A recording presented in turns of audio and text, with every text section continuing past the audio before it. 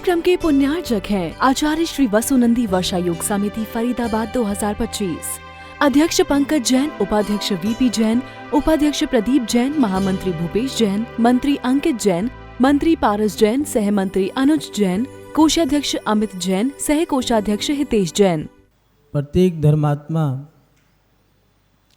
जब धर्म करता है वह एक ही सोच लेकर के मंदिर में जाता है कि भगवान के मंदिर में जाकर के मेरी सारी मनोकामनाएं पूरी होगी। क्योंकि हमने भगवान के अतिशयों के बारे में बहुत कुछ सुना है। जैसे कोई चोर आया, चोरी करने भगवान की मूर्ति ले जा रहा था, मूर्ति ले जाने लगा और मंदिर से जैसे ही बाहर जाने लगा तो अंधा हो गया, मूर्ति छोड़ के चला गया तो ठीक हो गया। कई बार ये सुना कि टीले में से भगवान निकले, नदी में से भगवान प्राप्त हुए। कई बार ऐसा भी सुना कि भगवान की मूर्ति खंडित हो गई थी, लेकिन लोगों के पुण्य से मंदिर में पूजा भक्ति के माध्यम से वो मूर्ति फिर जुड़ गई। ये अतिशय हो गया। और बहुत सारे अतिशय हमारे सुनने में आते हैं। छत्र का हिलना, भगवान का अपने आप अभिषेक हो जाना। जब हम ये इसी सूचनाएं सुनते हैं तब धर्मात्मा जीव का मन होता है कि मेरे मंदिर में भी जहाँ मैं जाता हूँ वहाँ भी अतिशय हो। और उसके मन में एक जिज्ञासा उत्पन्न हो जाती है कि मंदिरों के अतिशय को कैसे बढ़ाएं। आज व्यक्ति चाहता है कि मंदिरों का अतिशय बढ़े, लेकिन मंदिर के अतिशय बढ़ाने का कार्य क्या है, क्या करें जिससे अतिशय बढ़े। ऐसा नहीं है आज ही हो। पूर्व में भी देखें तो सेठ धनंजय हुए, भगवान की भक्ति कर रहे थे और बेटे को जो सांप ने ढस लिया, पूरा शरीर नीला पड़ गया। सबने कह ही दिया कि ये तो मर गया, लेकिन उन्होंने कहा नहीं, भगवान की भक्ति में शक्ति होती है और गंधोदक छिड़क करके भगवान की बात, चरणों का गंधोदक छिड़का था, वो ठीक हो गया।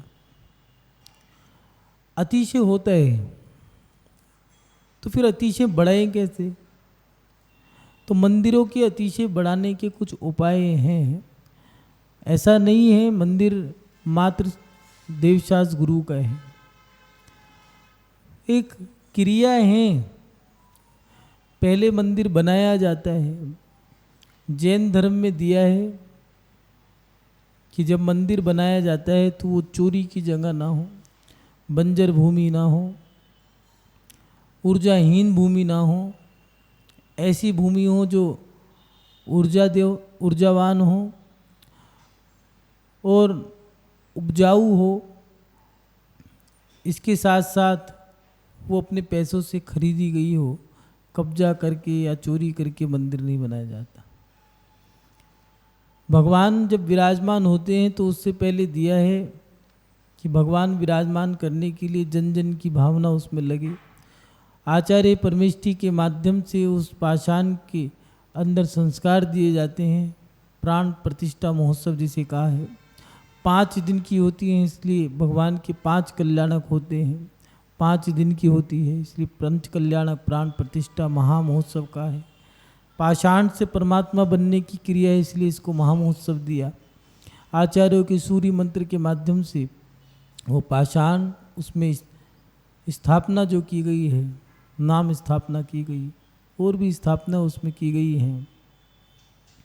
भाव स्थापना की, नाम स्थापना की, द्रव्य क्षेत्र काल, सारी जो स्थापनाएं उसमें की जाती हैं, तब जाकर के वो पाषाण परमात्मा बनता है। मुनि महाराज का काम जो था उन्होंने किया, आचार्य उपाध्याय परमेष्ठी का जो काम था उन्होंने किया, प्रतिष्ठाचार्य का जो कार्य था वो किया, मंदिर बन गया। अब मंदिर जो बना है वो समाज की एक व्यवस्था है, जिम्मेदारी बन जाती है, क्योंकि देवशास्त्र गुरु समाज की एक धरोहर है। जन जन का धर्म वो जैन धर्म, जन जन की धरोहर जो है वो है सच्चे देवशास्त्र गुरु। अब मंदिरों का अतिशय बढ़ाएं कैसे? क्योंकि समाज के हाथ में मंदिर है। मुनि महाराज तो विहार कर गए, प्रतिष्ठाचार्य आए वो भी चले गए। अब मंदिर का अतिशय बढ़ाएं कैसे? तो महानुभाव, आज के समय में जब लोग देखते हैं कि अन्य धर्मों में जैनतर समाज के मंदिरों में अतिशय बढ़ रहा है और अपने मंदिर में नहीं है, तो क्या करें। तो मंदिरों के अतिशय बढ़ाने के कुछ उपाय हैं, उन उपायों पे आप एक बार ध्यान दे लें, इससे हमारे मंदिर का अतिशय आज भी बढ़ सकता है। वो क्या है? सबसे पहला उपाय दिया है कि मंदिरों में नित्य पूजा हो। मंदिर बनाया किस लिए है? व्यापार के लिए, धर्म के लिए। अगर धर्म करने के लिए मंदिर बनाया है तो उसके अंदर धर्म ही हो, भगवान का अभिषेक हो, नित्य पूजा हो। कई लोग कहते हैं कि पूजा रखने वाला रख ले, तो पूजा अभिषेक करने वाला रखना है, उसको पेड रख लें, पैसे दे करके अभिषेक कर दे वो, अपन लोग तो आएँ और देख के चले जाएं। भगवान किसके हैं? पहली बात तो मंदिर बनाया किस लिए था? धर्म ध्यान करने के लिए बनाया था। और धर्म ध्यान करने के लिए भी अगर आदमी रख दोगे तो फिर मंदिर बनाने की ज़रूरत ही क्या थी? फिर तो वहाँ चले जाते जहाँ पर मंदिर बना हुआ है। इसलिए अगर मंदिर बनाना है तो उसके अंदर, मंदिर के अंदर अतिशय बढ़ाना है तो नित्य पूजा होनी चाहिए। आचार्य पद्मनंदी स्वामी हुए हैं, एक आचार्य हुए दामनंदी स्वामी जी, उन्होंने लिखा है ओम नमः स्वाहा, ये शब्द जहाँ उच्चारण होते हैं वो ऊर्जावान भूमि बन जाती है। और जिस मुख से ये शब्द उच्चारण होते हैं वो शब्द, वो मुख श्रीमुख कहलाता है। इन सब से मंदिरों का अतिशय बढ़ता है। मंदिरों के अंदर ओम का उच्चारण होना चाहिए। ओम, इससे आत्म शांति मिलती है और इसके साथ साथ मंदिर में ऊर्जा आती है। आप प्राचीन मंदिरों को देखोगे तो गर्भगृह हुआ करता था, बस इतना ही मंदिर होता है, बाकी का तो प्रांगण होता है। मंदिर मात्र गर्भगृह ही जितना होता है, गर्भगृह, उसके ऊपर फिर अंदर वेदी पे सिंहासन, भगवान, भामंडल, छतर, चवर, और उसके ऊपर शिखर, ध्वजा, कलश, इन सब चीज़ों से ये बन गया भगवान का गर्भगृह और मंदिर का शिखर। इसके आगे का जो है वो प्रांगण है, अलग अलग प्रांगण दिए गए हैं। पूजा का प्रांगण अलग है, उसके बाद अलग से प्रांगण दिया है। जब आप कर्नाटकों के मंदिर में जाओगे, कर्नाटक, आंध्रा, केरला, तेलंगाना, मद्रास, चेन्नई, पांडुचेरी, सेलम, कन्याकुमारी तक आप जब मंदिरों में देख के आना प्राचीन मंदिर, क्योंकि उत्तर भारत में मंदिर अभी नए बन रहे हैं। कर्नाटक से धर्म दक्षिण से उत्तर की ओर आया है, उत्तर से पुनः दक्षिण की ओर जाएगा। पाषाण के मंदिर हुआ करते थे, आज लोगों ने वो सीमेंट के आरसीसी के मंदिर बना दी। कितनी 25 साल की उम्र है उसकी, 25 साल के बाद उसका गिरना शुरू हो जाता है। पत्थर के मंदिर की 500 साल की उम्र है, वो गिरेगा नहीं। इसलिए मंदिर बनाना है तो इन चीज़ों को ध्यान में रख करके आपको काम करना होगा। और मंदिर का अतिशय बढ़ाना है तो ओम नमः स्वाहा पूजा, इन चीज़ों से मंदिरों का अभिषेक अतिशय बढ़ता है। विधान अनुष्ठान, कुछ लोग कहते हैं विधान बहुत होते हैं, तो भैया तुम्हारी किट्टी पार्टी और शादियाँ भी तो बहुत होती हैं, उनको भी तो रोको। क्या करें, मंदिर में देते ही रहते हैं। भैया देना तो पड़ेगा ही, वहाँ भी तो देते हो, होटलों में, हॉस्पिटलों में। आज व्यक्ति पाई का हिसाब लगा लेता है, व्यक्ति करना कुछ नहीं चाहता, हिसाब उसको पूरा 100% का चाहिए। अगर आप दान दे रहे हो तो आपका लाभ है, दान दे के कोई एहसान नहीं कर रहे। धर्म की क्रिया करके आपका ही लाभ होगा, मंदिर का अतिशय बढ़ेगा तो आपका ही लाभ होगा। आप जितनी अच्छी क्रिया करोगे उस पाषाण में उतना अतिशय बढ़ेगा, जितनी ऊर्जा आप डालोगे वो पाषाण उतना ऊर्जावान होगा। महानुभाव, मंदिर के अंदर अगर अतिशय बढ़ाना है तो सबसे पहले उपाय दिया है ओम नमः स्वाहा, जयकार, भगवान की पंच परमेष्ठी मंत्र का उच्चारण, अनुष्ठान, विधान, ये चीज़ होनी चाहिए। दूसरी बात दी है विधिवत शुद्ध क्रियाओं के साथ विधान आदि अनुष्ठान हो। जो भी आप कर रहे हो शुद्ध क्रियाओं के साथ करें। अभिषेक हो, विधान की क्रियाएं हो, इन और भी बहुत सारी दी हैं, उनमें उन क्रियाओं में अशुद्धि ना हो। कुछ लोग मंदिरों के अंदर अभिषेक की क्रियाओं में भी बहुत चीज़ों का ध्यान रखना पड़ेगा। आज समय बदल रहा है, समय बदलने दो, लेकिन आप अपने आगम को मत बदलें। नई टेक्नोलॉजी से आप अपना धर्म कर सकते हो, लेकिन नई सुविधाओं के साथ आप अपने धर्म को मत बदलो। अगर धर्म बदल दोगे तो फिर बहुत सारी व्यवस्थाएं चरमरा जाएगी। मंदिरों के अंदर अतिशय अगर बढ़ाना है तो मंदिरों की जो विधिवत शुद्धि की क्रिया है उसको आपको ध्यान रखना होगा। अभिषेक कर रहे हो तो शुद्ध नहा धो करके, शुद्ध वस्त्र पहन करके, पूजा शुद्ध सामग्री लेकर के, सजी हुई अच्छी सामग्री हो। कई जगह इसी बात का वाद विवाद है कि नारियल चढ़ाएं या नहीं चढ़ाएं। कई लोग धूप की जगह लौंग चढ़ा देते हैं। क्यों भैया, धूप चढ़ाओ ना। अब वो कहेंगे उसमें पैसा खर्चा होता है। खर्चा तो धर्म क्यों करते? किसी ने कहा है क्या तुमसे, कॉन्टेक्ट साइन हुआ है क्या? आपको करना ही है। धर्म कर रहे हो तो धर्म के अनुसार ही करना पड़ेगा आपको। नहीं करना मत करो। करना है तो आगम में जो दिया है वो आप करें। अष्टगंध की धूप दिए, पूजा में आप पढ़ते भी हो। कपूर, चंदन, लवंग, चंदन का चूरा, एक चुरपुर आती है, घी, केसर, बूरा, ये सारी चीज़ें डल करके जब धूप बनती है उस धूप से सुहा किया जाता है, तब जाकर के सुगंध आएगी। ऐसा नहीं है आप लौंग के टुकड़े कर करके उसको जे लगी हुई है वो महिला, तोड़ दो तोड़ दो, वो कह रही जान जा रही है मेरी, मर जाऊंगी, तोड़ दो, आक्रमण, तोड़ दो बिल्कुल। और आकर तोड़ने के बाद फिर उसको जला डाला, कहीं भी बच ना जाए। कई लोग क्या करेंगे, गोले को छील करके फिर चढ़ाएंगे। उनसे पूछा क्यों चढ़ाया है ऐसा? पूरा नहीं छीलेंगे, इतना सा छोड़ देंगे, इतना छीलेंगे बस।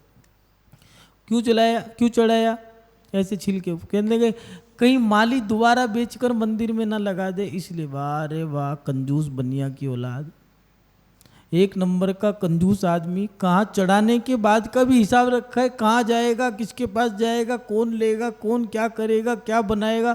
अरे बनिया है, धर्मात्मा है। अपन लोगों को ये चीज़ें ध्यान में रखनी पड़ेगी कि विधिवत शुद्ध क्रियाओं के साथ विधान आदि अनुष्ठान हो।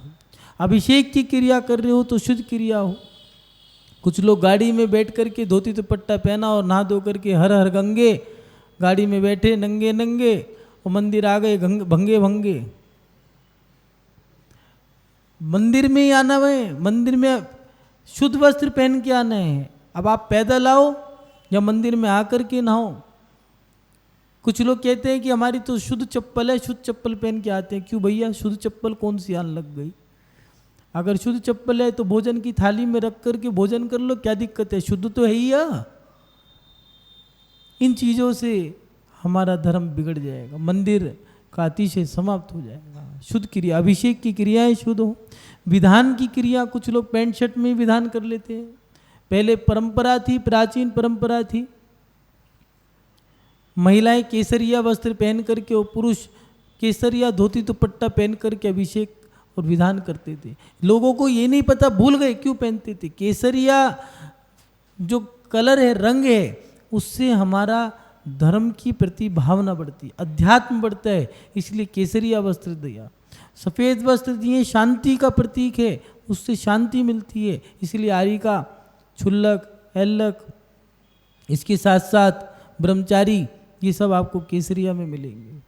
महानुभाव, शुद्ध क्रिया हों, जितनी अशुद्ध क्रियाएं करोगे उतनी क्रियाएं हमारी अशुद्ध क्रियाओं से हमारा पुण्य मंदिर का अतिशय कम होता है। तीसरी बात यह, मंदिर की शुद्धि का ध्यान जरूर रखें। शुद्ध भावना, शुद्ध विचार, आचार, व्यवहार, ये सारी चीज़ें हमारी शुद्ध हों। मंदिर के अंदर जितने शुद्ध विचारों से आओगे, मंदिर का वातावरण उतना अच्छा होगा। जितना वातावरण अच्छा होगा उतना मंदिर की ऊर्जा बढ़ेगी, जितना ऊर्जा बढ़ेगी उतना अतिशय प्रकट होगा। हमारा आचार कैसा है, व्यवहार कैसा है, विचार कैसे हैं, अच्छे विचार हों। कुछ लोग तो मंदिर के अंदर ही बैठे रहते हैं, वहीं पर हिसाब लगा रहेंगे। थाली सजा ली, पूजा करने बैठ गए, पत्नी से बोल दिया 11 बजे भोजन का टाइम है मेरा, सुबह 7 बजे आ गए हैं। कई लोगों ने तो मंदिर को अपने बाप की बपोती समझ लिया है। सुबह उठ के आ गए 5 बजे और अब 11 बजे जाएंगे, टेबल लगा ली है, बढ़िया से अभिषेक करके और बैठ गए, वहीं पर ही मोबाइल रख लिया, वहीं सारा हिसाब चलता रहा। हाँ भाई, दुकान खोल ली क्या? वहीं कैमरा लगा लिया मोबाइल के अंदर ही। अरे मंदिर में आया था, दुकान खोलने आया था। मंदिर कोई फैक्ट्री बना डाला? मंदिर है ये व्यापार है। आपके विचार खराब हैं, तो मंदिर का अतिशय नहीं बढ़ सकता। आपका आचार कितना अच्छा है, खाने वाला आचार नहीं, आचार विचार, आपका जो व्यवहार है, लोगों से कैसे आप बोल रहे हो। मंदिर में आकर के दूसरों को टोका टाकी करने का किसी को भी अधिकार नहीं है। टोका टाकी करने का अधिकार गृहस्थ अवस्था में माता पिता का है, भाई बहन का भी नहीं है।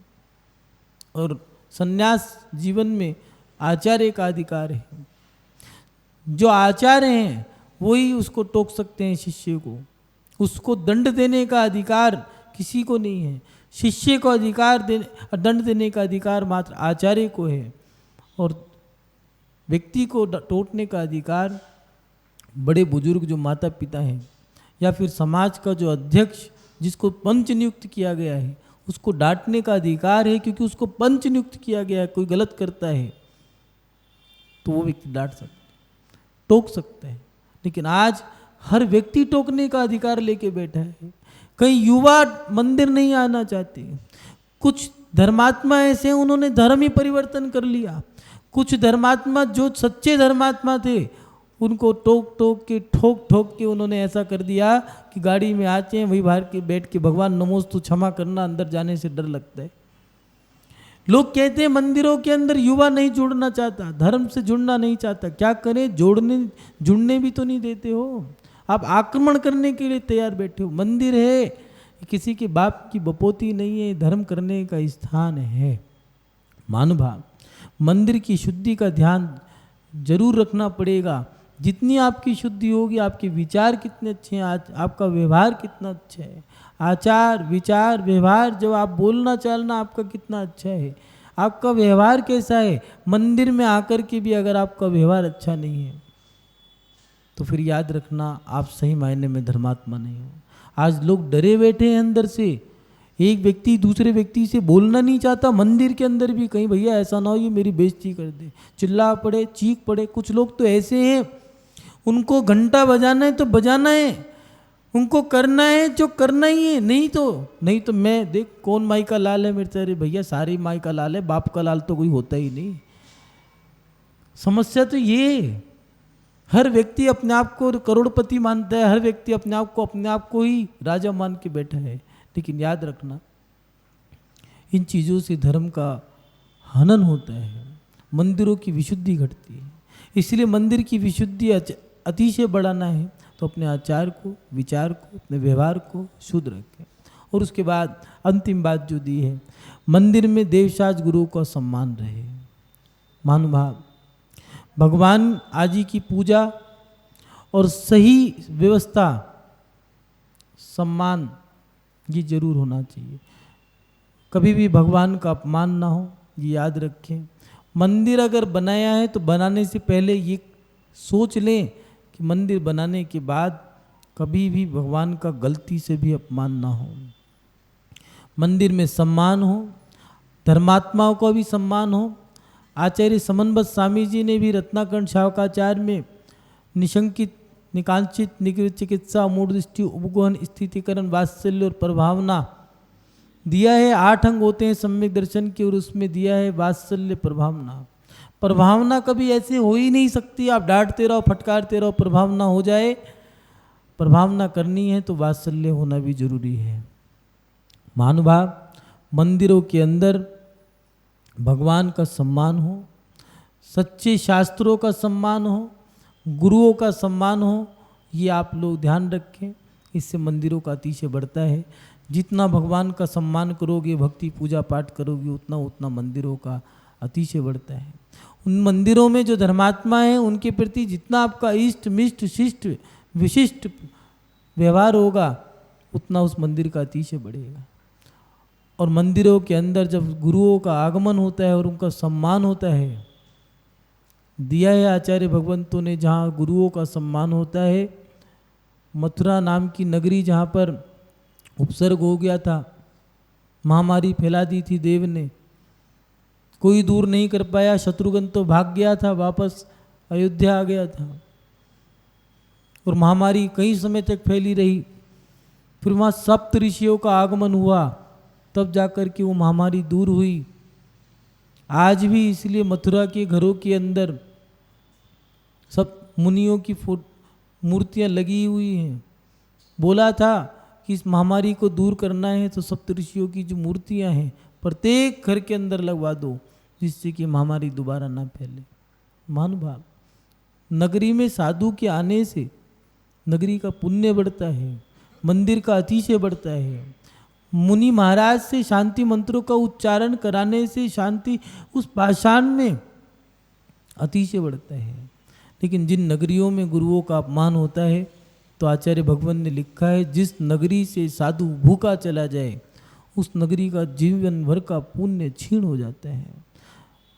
भरतेश्वरी वैभव में भरत चक्रवर्ती के जीवन को पढ़ना, उसमें लिखा है कि वो रोने लगा, गिड़गिड़ाने लगा, कहने लगा कि धिक्कार है मुझ जैसे चक्रवर्ती पे जो 6 खंड का राज्य लेकर के बैठा हो, जिसके पास 14 रत्न हैं, 96,000 रानी हैं, 6 खंड का राजा हो, 32,000 मुकुटबद्ध राजा। मैं क्या करूं इनको लेकर के? किसी साधु को मैं 2 रोटी नहीं खिला पाया। धिक्कार है भरत, धिक्कार है मुझ पे। मुझे कहने लगा कि ये हाथ नहीं, नाक के फंड नजर आते मुझे। महानुभाव, इसलिए अगर मंदिरों का पुण्य बढ़ाना है तो सच्चे देव शास्त्र गुरु का वहाँ सम्मान होना चाहिए। इन 4 बातों पे आप जरूर ध्यान रखें। विशेष बातों में इतना ही है कि मंदिर में पूजा अभिषेक करने वाले जो हैं, इन बातों का ध्यान रख कर के कि आप लोगों को कहना पड़ रहा है, वैसे तो कहना नहीं चाहिए, लेकिन गुरु के पद पे बैठे हैं तो कहना पड़ता है। जो अभिषेक करने वाले हैं वो गुटखा, बीड़ी, तंबाकू, नशीली पदार्थों का सेवन, मांस का सेवन करने वाले ना हो।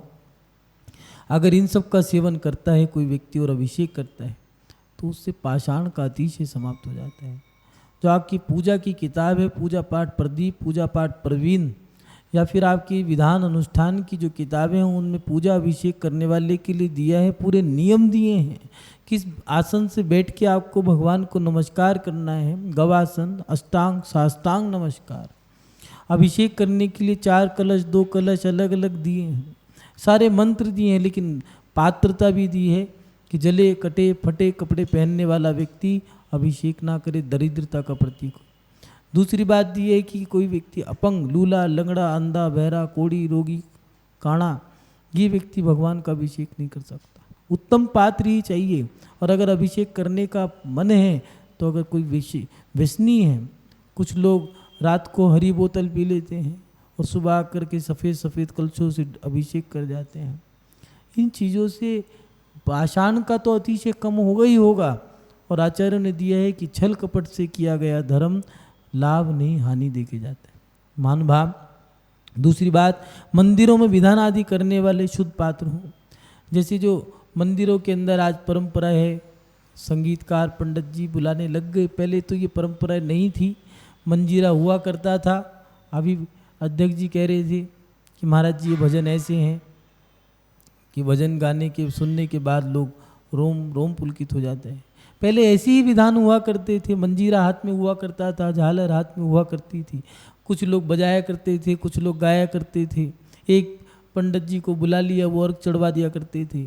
आज पंडित जी भी बुला लिए, संगीतकार बुला लिया, बजाने वाले, गाने वाले, पंडित जी, कलाकार, संगीतकार, भोजन बनाने वाले सब बुला के रख दिए। अरे विधान फिर उन्हीं से करा लो, तुम घर बैठ जाओ, वहीं से ऑनलाइन पेमेंट कर दो, क्या दिक्कत है, QR कोड भेज देगा वो आपके मोबाइल पर।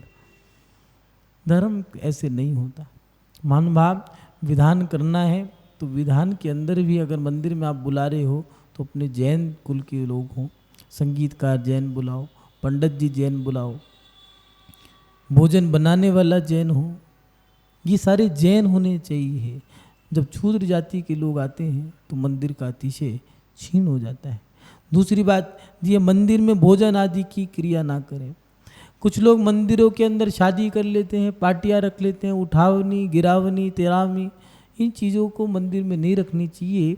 जब आप दक्षिण दिशा की ओर जाओगे, वहाँ के मंदिरों में देखोगे, महाराष्ट्र से ही शुरू हो जाता है। महाराष्ट्र, कर्नाटका और पांडुचेरी, सेलम जी दक्षिण दिशा की ओर पड़ते हैं सारे प्रांत। उन प्रांतों के मंदिरों में देखना, वहाँ पर जाके जब देखोगे तो मंदिर का गर्भगृह होता है, गर्भगृह के बाद फिर एक प्रांगण होता है, वो पूजा विधान के लिए होता है। उसके बाद एक अलग से प्रांगण होता है, उठावनी तिरामी के लिए होता है। उसके बाद मान स्तंभ होता है, अलग से एक प्रांगण, एक हवन कुंड भी बना होगा। देखना आप, वहाँ पर शादी विवाह होती हैं, जहाँ उठावनी तिरामी या शादी विवाह की क्रिया है वो सब उसमें होती है। ऐसा नहीं आप गर्भगृह पूजा के स्थान पे करो, या तो मंदिर आप बड़ा बनाओ, अगर छोटा मंदिर है तो फिर वो क्रियाएं ना करें। मंदिर के अंदर ये क्रिया करने से मंदिर का पुण्य क्षीण होता है।